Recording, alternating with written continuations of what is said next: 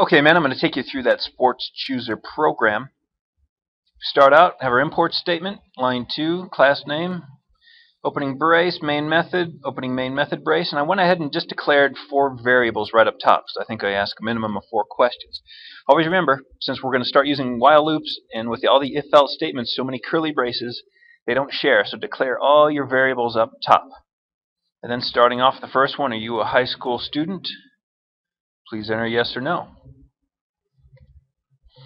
Now from there I put in an if statement. If A equals no, G option pane, show input dialog. You cannot play high school sports. And if I wanted the program to end, I'd do a system exit 0. So I'm going to go ahead and then plug in a few more of my questions. Okay, and from there, once again, if A equals no, can't play high school sports, system exit 0. When I scroll down a little, so if this line 13 doesn't initiate, if it's not true, it jumps down to line 19. Are you in good shape? If yes, it skips this, but if no, it goes in here, says try bowling, then exit. So if they enter yes, we go down to C. Do you have good coordination? Rosalba Gonzalez Hill, if you're in our building, please come to the main office. Line 27, then we ask, you have good coordination? If they say yes, we skip all this.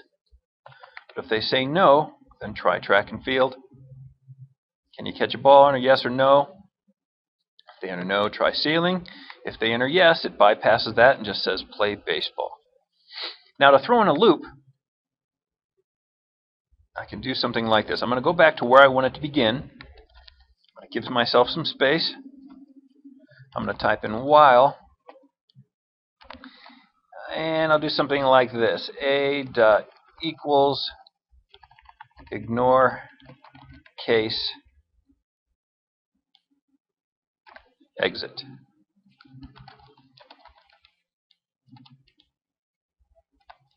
Now I need an opening while curly brace. So everything is going to repeat between here and down here. So I'm going to put in my closing curly brace.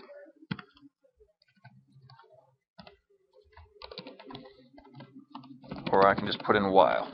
That way I know that's where it is. So everything is going to repeat until it reaches here.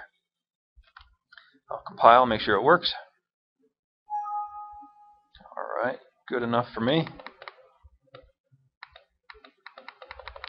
Aha. Left out one extra parenthesis. Okay, so while that's compiling, I have to address some problems. That is, if I want it to work for the next user, if the program hits system exit 0, it's going to end, so it's not going to loop. Instead, what I can add here is continue. What continue does is it brings you right back to the beginning. It's like in Monopoly, there was that old card you could grab that would say, go straight to jail, do not pass go. So we're going to do that. We're going to bypass everything else and just go right back to the beginning. So I'm going to copy that, compile it here, or excuse me, paste it here. And everywhere else I have a system exit 0. So rather than the program exiting, just restarts for the next user.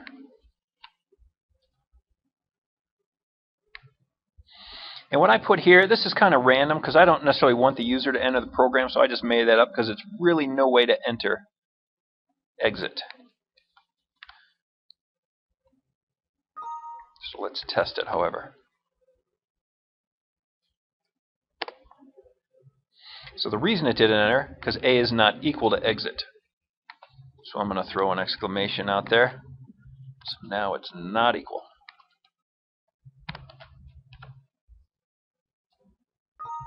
It's before it bypassed everything. If I type an exit, see it doesn't grab that because it has to run through the whole thing first. Try bowling. Now it ended there because the value of A was exit. But if I run it again, as long as I don't type exit, I'm a high school student, yes. Are you in good shape? No. Try bowling. If I hit OK, it should bounce back up. If I hit no, I can't play high school sports. Bounces back up. Yes, yes, yes, yes. Play baseball. End of story. Should loop. There we go. So that's a loop.